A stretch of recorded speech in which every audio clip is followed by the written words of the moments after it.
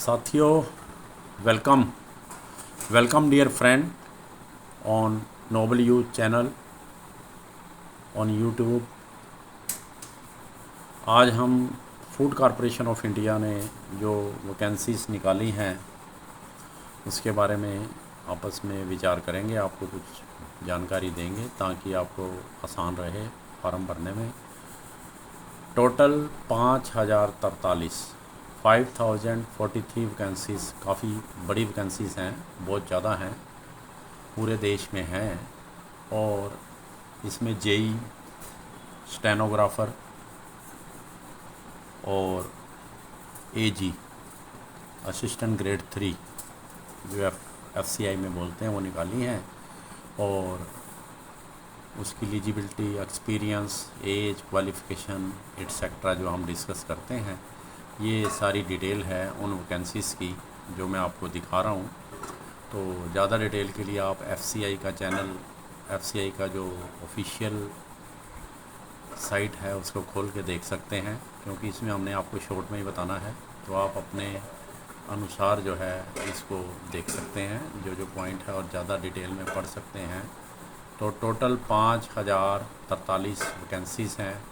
और जो civil engineer है उसके लिए जो पे स्केल है वो 34,000 से लेके 1,03,400 है। और उसकी और जेई जो इलेक्ट्रिकल एंड मैकेनिकल इंजीनियरिंग में है उसमें भी सेम ही है, 34,000 से लेके 1,03,400। इन दोनों की जो एज है वो 28 है, 28 साल। आगे बताएंगे एज उन कौन सी डेट है। और स्टेनो ग्रेड 2 के लिए 30,500 से लेके 88,100 तक इसकी जो है वो है, और इसकी एज 25 है। इसके बाद 5 टाइप की जो हैं वो एजी है, 3 है, असिस्टेंट ग्रेड 3 के लिए पोस्ट हैं, general, accountant, technical, depot and Hindi. इन सब की एज जो है वो 20, जो पहले 4 हैं हिंदी को छोड़ के 27 है, 27 वर्ष है। और जो हिंदी के लिए है उसके लिए 28 वर्ष की एज है। और इन सब का जो पे स्केल है एजी 3 के लिए 28,002 से लेके 79,200 तक के लिए, जितनी भी ये पोस्ट हैं सारी इनके लिए। तो आपको ये दिखा दिया, आप ये डिटेल देख सकते हैं। और इसके अलावा जो इसमें कोई जो इम्पोर्टेंट पॉइंट है वो आपसे मैं डिस्कस करूँगा। डिटेल आप मैंने पहले भी बताया कि आप देख सकते हैं।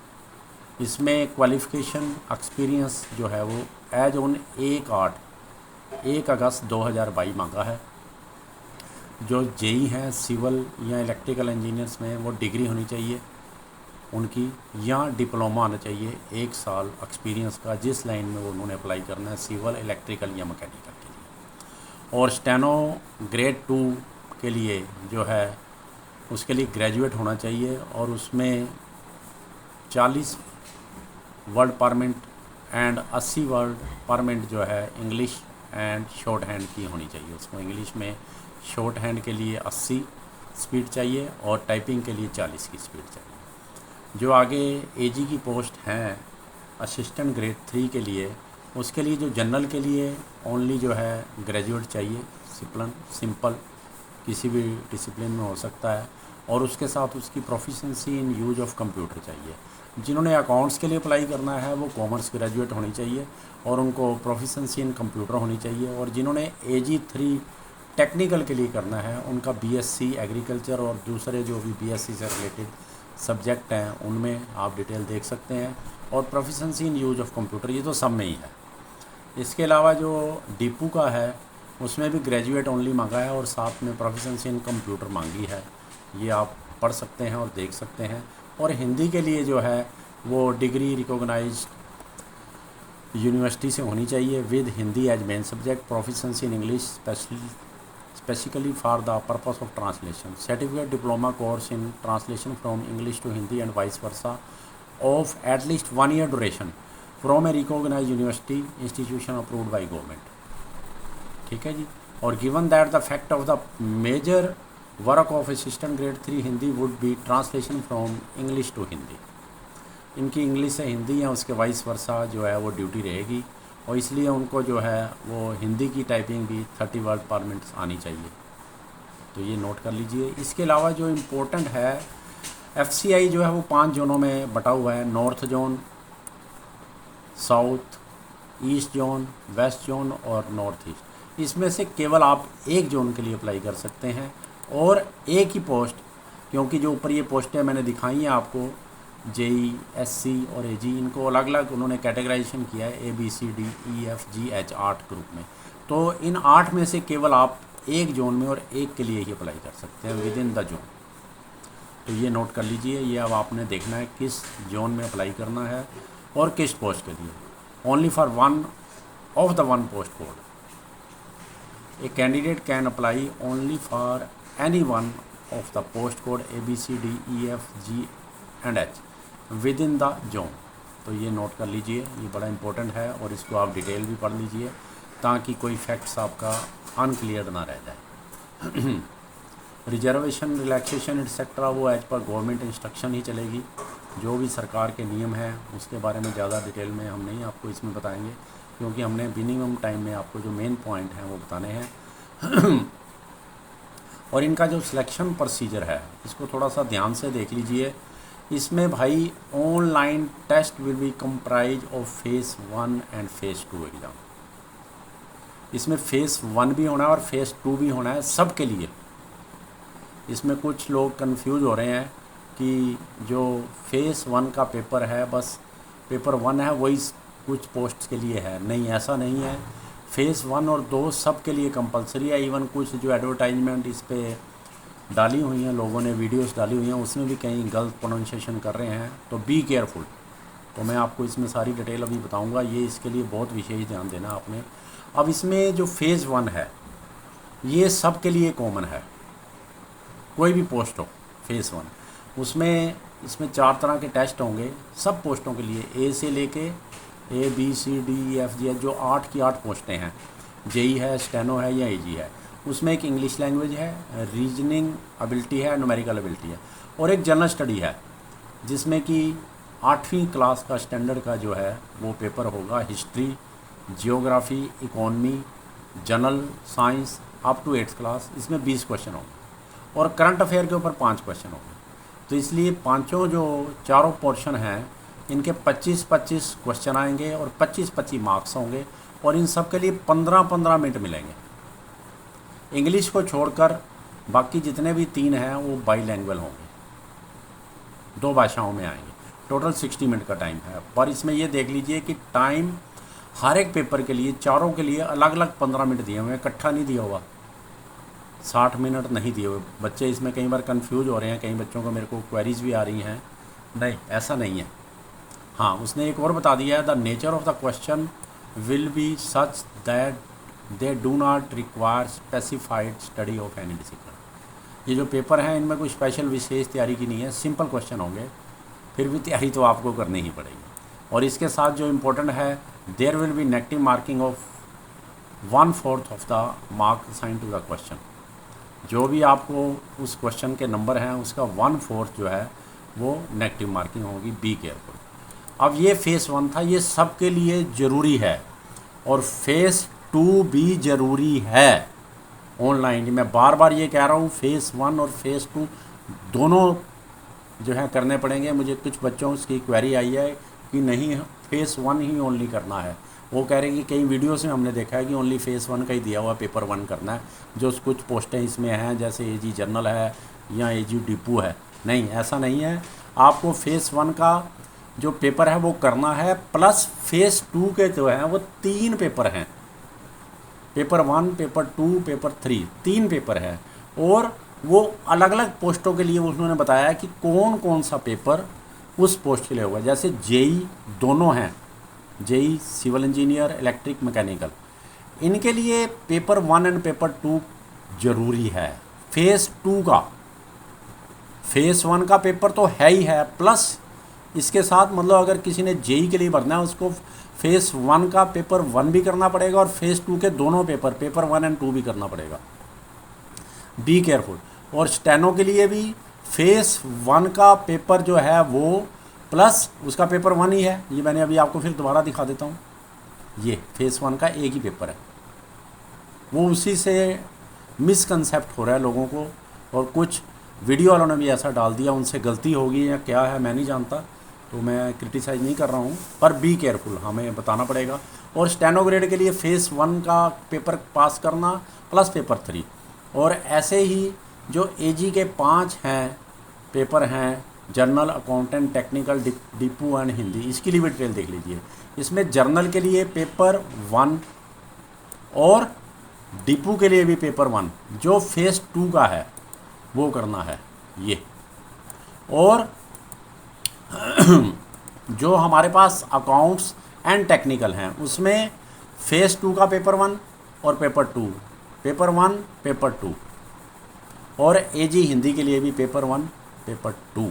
पेपर 2 जो है वो जिस लाइन की पेपर है, जैसे जेई है, इलेक्ट्रिकल है, मैकेनिकल है, इंजीनियर है, उसमें है अपना जो सिविल का है, उनका लिए पेपर अलग होगा, अकाउंट्स का पेपर 2 अलग होगा, टेक्निकल का पेपर, उनके जो पढ़ाई है उनकी उसकी आगे डिटेल आपको बताएंगे। और ऐसे ही हिंदी के लिए पेपर 2 होगा। और स्टेनो के लिए पेपर फेज़ 2 में पेपर 1 और 2 नहीं होगा, ओनली पेपर 3 होगा, ये नोट कर लीजिए। तो अब उसकी पेपर 1 जो कॉमन होना है सब के लिए है एक्सेप्ट सी के लिए नहीं होगा। Paper 1 is common for post code ABDEFGH, ठीक है जी। तो ये ध्यान कर लीजिए, मैंने ऊपर शायद कहीं गलत तो नहीं पता, नहीं पेपर 1 है ही नहीं इसका, ठीक है जी। बाकी सब के लिए पेपर 1 है, लेकिन सी के लिए मेन स्टेनो के लिए नहीं है। और उसके लिए जो पेपर 1 है उसमें 120 क्वेश्चन मल्टीपल चॉइस के होंगे, और उसके मैक्सिमम मार्क्स भी 120 होंगे पेपर 1 के, और 90 मिनट का होगा वो, 90 मिनट।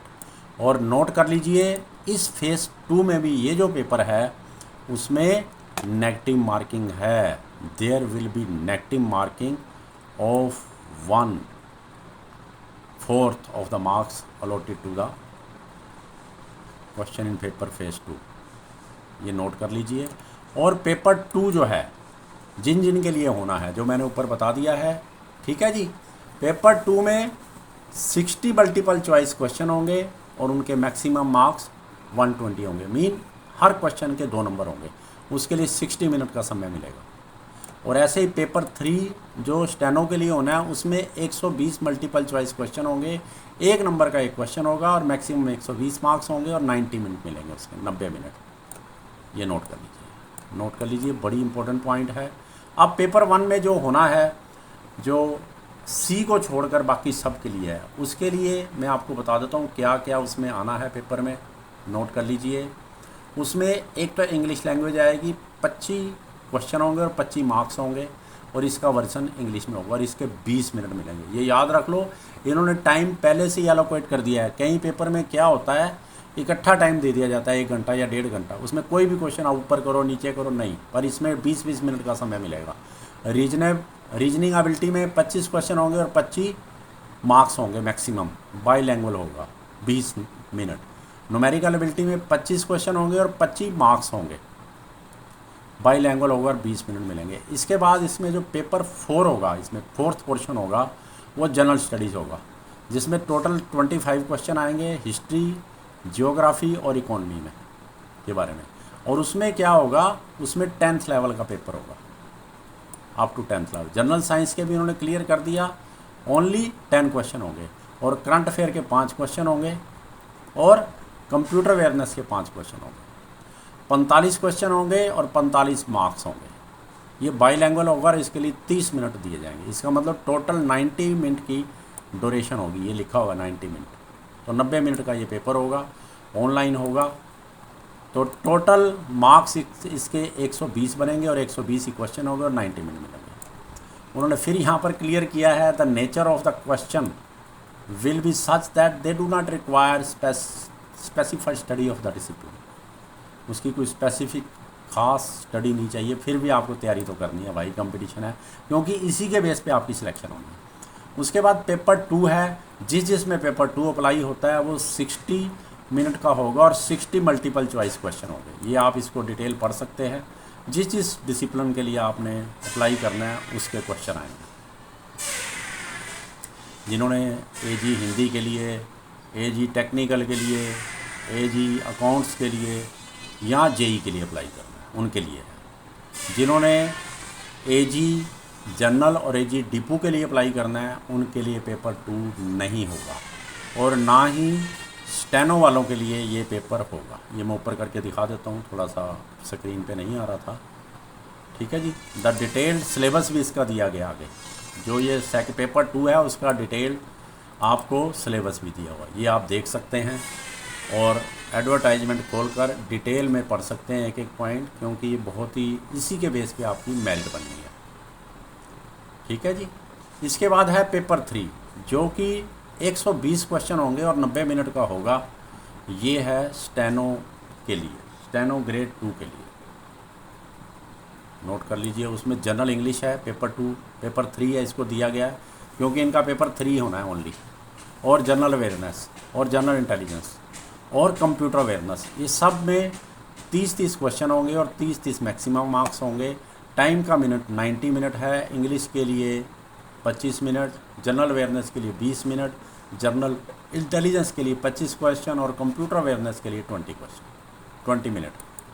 सॉरी, इसमें आगे और उन्होंने क्लियर किया है, marks obtained in phase 1 online examination will be not record for the merit list. जो फेज 1 में आपने पेपर सब ने जो करना है उसका मेरिट लिस्ट में ऐड नहीं किया जाएगा। और the candidate 15 time of the number vacancy advertise shall be called for the phase 2 exam. 15 गुना बच्चे बुलाए जाएंगे। जैसे 5043 है तो इसको 15 से गुना कर लो, उतने बच्चे फेज 2 के लिए बुलाए जाएंगे। अप्रोक्सीमेट 75,000 से ऊपर बनेंगे, ये 75,000 से ऊपर बनेंगे, ये हिसाब लगा लीजिए। 75,645 बच्चों को फेज़ 2 के लिए कॉल किया जाएगा, ये नोट कर लीजिए। और इसमें बिल्कुल क्लियर एक और चीज़ है, जो इसमें पोस्ट डी एंड जी है, mean AG general and AG depot, उनका जो पेपर 1 होगा फेज़ 2 का, उसके बेस पे उनकी फाइनल सिलेक्शन हो जाएगी। और जो post A B E F and H हैं उनके, क्योंकि 2 पेपर होने हैं स्पेसिफिक पेपर, जो फेज़ 2 का 1 और पेपर 2 होगा, उसके बेस पे उनकी मेरिट डिसाइड होगी। और ऐसे ही जो सी है, पोस्ट एजी सी है, एजी मतलब स्टेनो ग्रेड 2 है, उनके लिए जो पेपर 3 होना है उसकी और स्किल जो क्वालिफाई उसने करनी है, जो उन पर बता दिया था हमने, जो टाइप की स्पीड चाहिए उनको या शॉर्ट हैंड की चाहिए, उसके बेस पे उनकी सिलेक्शन होगी। ये नोट कर लीजिए। उसने फिर एक बार नीचे क्लियर कर दिया है कि कैंडिडेट जो अप्लाई कर रहे हैं हिंदी पोस्ट के लिए, post will need to take paper 1 and 2 in phase 2. Final merit will be decided on the basis of combined marks secured by the candidate in both paper 1 and 2. हर चीज़ इसमें clear की हुई है। और एक चीज़ और उन्होंने बता दिया है, ऑनलाइन टेस्ट जो होंगे, ऑनलाइन टेस्ट विल बाईलैंग्वेज, 2 भाषाओं में होंगे। कौन सी? हिंदी और English and Hindi, except language paper. जो भी लैंग्वेज के पेपर हैं, जैसे कोई इंग्लिश का है या हिंदी का है, वो उसको छोड़कर बाकी सब बाईलैंग्वेज होंगे, तो ईजी रहता है। कई बार आदमी को कोई चीज़ एक सब्जेक्ट विषय में मतलब नहीं पता लग रहा है इंग्लिश में या हिंदी में, तो दूसरे में देख के हेल्प ले लेता है। और स्किल टेस्ट जो है, वो जो कोड पोस्ट सी है स्टेनो ग्रेड की, उसके लिए स्किल टेस्ट भी होगा, नोट कर लीजिए। और डॉक्यूमेंट वेरिफिकेशन क्या है? Online test and skill test wherever applicable, जहाँ पर भी वो एप्लीकेबल है, ये इंपॉर्टेंट पॉइंट है, specially for online test and skill test के लिए। shall be followed by document verification stage for the candidate provisionally selected on the basis of merit. The number of candidates to be called for document verification may be equal to the 3 times the number of advertised vacancies. इसके बाद फिर उसने दोबारा, जो हमने पहले भी किया था, कि candidate can apply in any 1 zone only, for example इधर north zone, south zone, east zone, west zone और नॉर्थ ईस्ट जोन। ये फिर यहाँ कह रहा है वो, और उसके साथ वो आगे फिर एक और इम्पोर्टेंट पॉइंट दे रहा है, यहाँ पर इम्पोर्टेंट इन्फॉर्मेशन उसने दोबारा रिपीट की है। A candidate can apply only for any one of the post code ABCDEFGH with in the zone, 8 में से एक के लिए, राइट सर। तो उसके अलावा ये भी एक दी हुई है इन्फॉर्मेशन, ये पढ़ लेना कि जो लेटेस्ट कई बच्चे ज़्यादा भर देते हैं, एक से ज़्यादा, जो लेटेस्ट रजिस्ट्रेशन नंबर और ठीक एप्लीकेशन होगी और जिसके साथ फ़ीस जमा होगी वो फाइनल माना जाएगा। उससे पहले जो उसने अप्लाई किया है वो सब नल एंड वाइड हो जाएंगी, वो कैंसिल हो जाएंगी और किसी भी तरह का कोई रिफ़ंड फ़ीस का वापस नहीं किया जाएगा।